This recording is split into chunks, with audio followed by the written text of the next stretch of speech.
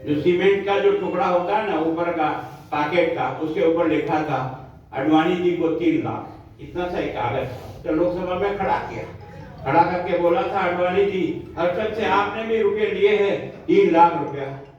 उन्होंने कहा यद्यपि मेरा इससे कोई लेना देना नहीं, पर क्योंकि सदन में ये बात उठ गई है, लोगों के बीच में मैसेज चला गया कि मैंने लिया है, तो मैं आज आपके सामने लोकसभा में ये प्रतिज्ञा करके जा रहा हूँ कि जब तक निर्दोष साबित नहीं हुआ ये सीढ़ियां चढ़कर अंदर नहीं आऊंगा। ये कलेक्टर है बीजेपी।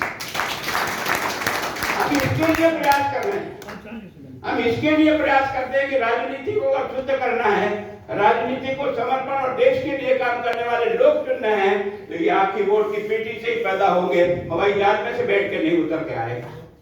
इसलिए जब तक आपने इस वोट की कीमत को नहीं समझेंगे, क्योंकि ये तो अपने स्वार्थ के कुएं में डाल रोना है तो तू और हम दोनों साथ बैठ के रोएंगे, हमारा काका जी का क्या बिगड़ा क्या किसको कहें?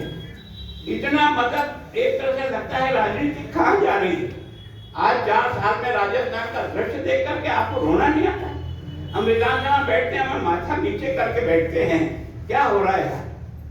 एक मंत्री दूसरे पर आरोप लगा रहा है, एक कुछ बोल रहा है, एक कुछ बोल रहा है, यानी एक इस होटल में जा रहा है, एक इस होटल में जा रहा है। लड्डू खाने गए तुम पार्टी के एक हो ना, तुम कहते मैं डिसिप्लिन है, खाएगा डिसिप्लिन है, केवल पदों के पीछे भाग रहे हो, तुम पार्टी का ढोंग कर रहे हो, ये ढोंग नहीं दिखाई देता है। और आपका प्रतिनिधि भी तो गया था ना होटल में, आज वो स्वर्गवासी जरूर हो गया, उनके प्रति सम्मान है मेरा, लेकिन आखिर ये क्या तमाशा है?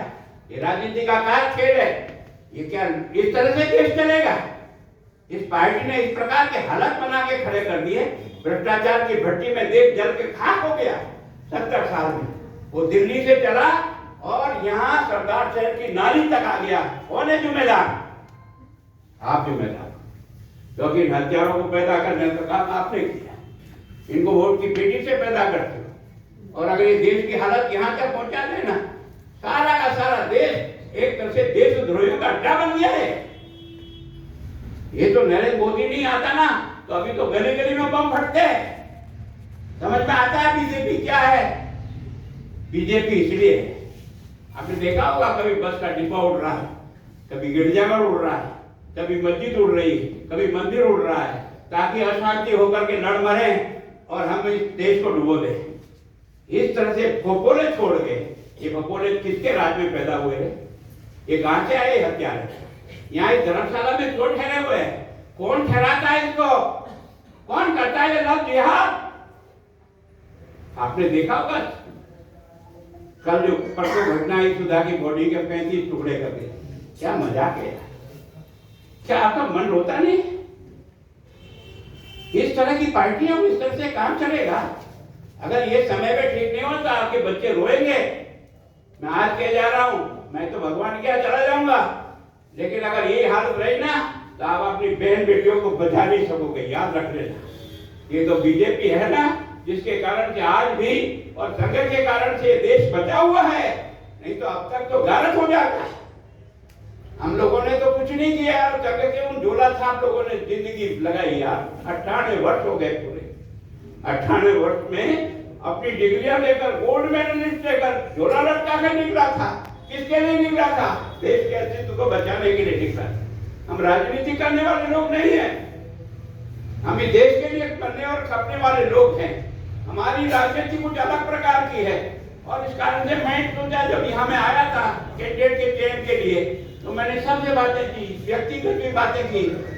सबने कहा कि अगर कोई सही उम्मीदवार है तो यही है। मैंने कहा ये बार बार हारा, और ये कहता है कि अब मैं आर्थिक दृष्टि से इतना पिट चुका हूँ कि मेरी दम नहीं है, मेरे घर वाले मेरे पक्ष में नहीं, मेरा बच्चा मेरे पक्ष में नहीं, मेरी पत्नी मेरे पक्ष में नहीं, मैं चुनाव नहीं लड़ूंगा। आप जिससे लड़ाओगे मैं अशोक पिंचा बन करके उसके साथ खड़ा रहकर उसको जिताऊंगा। लेकिन सारे सर्वे और सबसे बात करने के बाद है ना, 10-12 कैंडिडेट थे, 10-12 कैंडिडेट ने अपने आप को कैंडिडेट जरूर बताया, पर वो भी एक बात बोल गए थे कि अगर अशोक पिंचा लड़ता है तो हम उसके समर्थन में रहेंगे हमेशा। जब ये बात उसने कही तो हमें लगा कि अब हमारे पास और कोई चारा नहीं।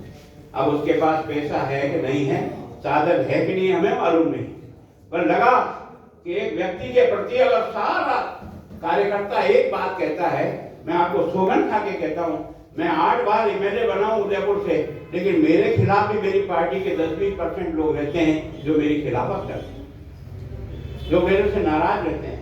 लेकिन ये पहला बंदा मिला मुझे राजनीति में यार, जिसके अगेंस्ट में बोलने वाला एक आदमी नहीं निकला यार। और हमने सोचा यार जो भी परिणाम होगा ईश्वर जाने का, लेकिन इसकी काम की कदर करनी पड़ेगी। इस आदमी का समर्पण इस झंडे को लेकर खड़ा है, इस झंडे को झुकने नहीं दे रहा है।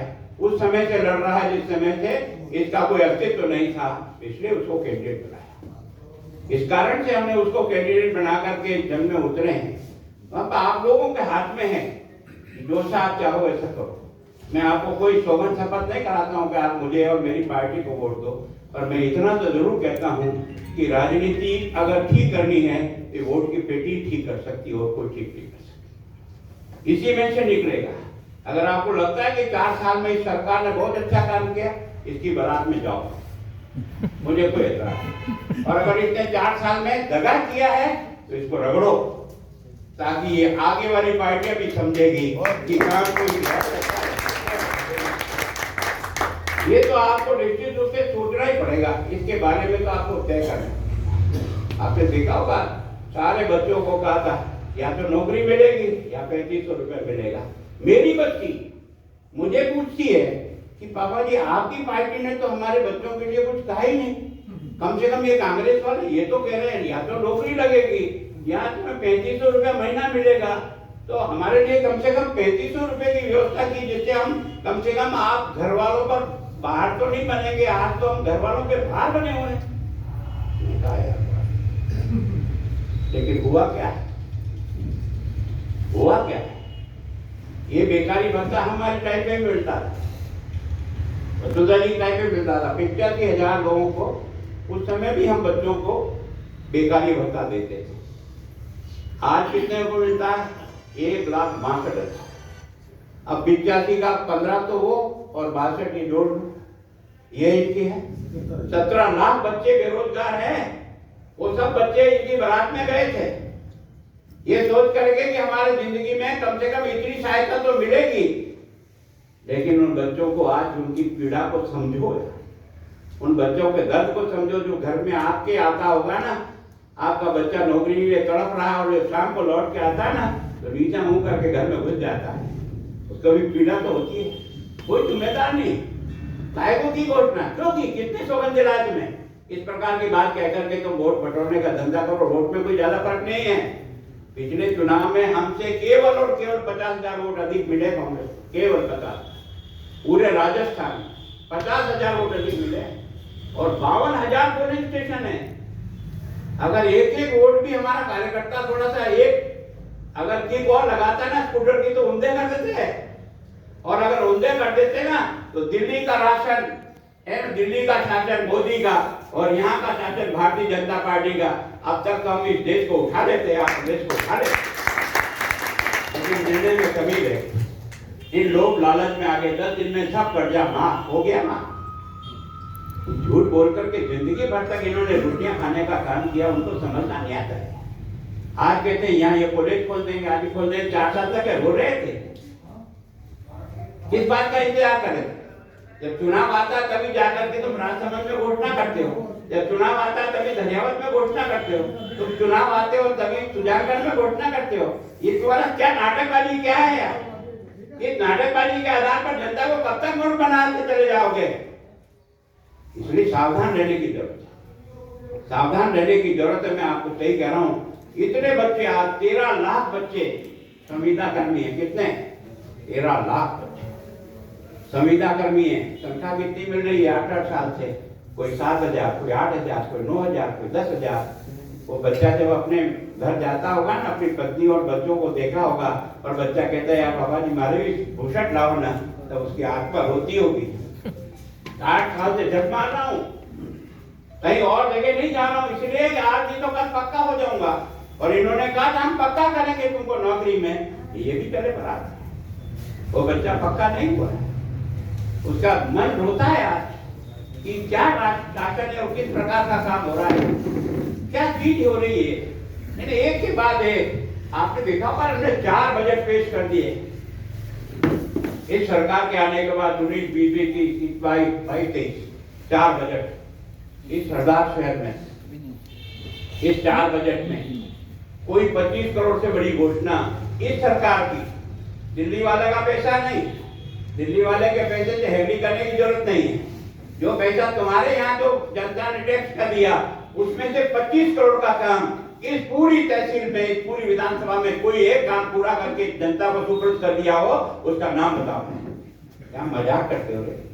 तुम केवल घोषणा करके समझे ताली पिटवाते हो। ये तुम्हारा काम है, काम करने का तौर तरीका। आज सारा राजस्थान भ्रष्टाचार की भट्टी में चल रहा है। हर एमएलए और हर अधिकारी लूटने में लगा हुआ है। क्यों? कि जब शासन कमजोर होता है तो इन सब के पंखड़े आ जाते हैं। चाहे वो एमएलए हो चाहे कोई भी हो, सोचते हैं तो जाने वाले हैं, जो करना जो कर डालो, पता नहीं मौका मिलेगा कि नहीं मिलेगा, सब लूट पड़े। सारा ट्रांसफर उद्योग बना दिया। एक अधिकारी साल में 3 बार ट्रांसफर हो जाता है। मैं पब्लिक अकाउंट कमेटी का चेयरमैन हूँ। जब मैं वहाँ एग्जामिनेशन के कहता हूँ तो सेक्रेटरी मुझे चिट्ठी लिखता है कि मैंने तो अभी 15 दिन पहले ही ज्वाइन किया। मैं कहूँ क्या?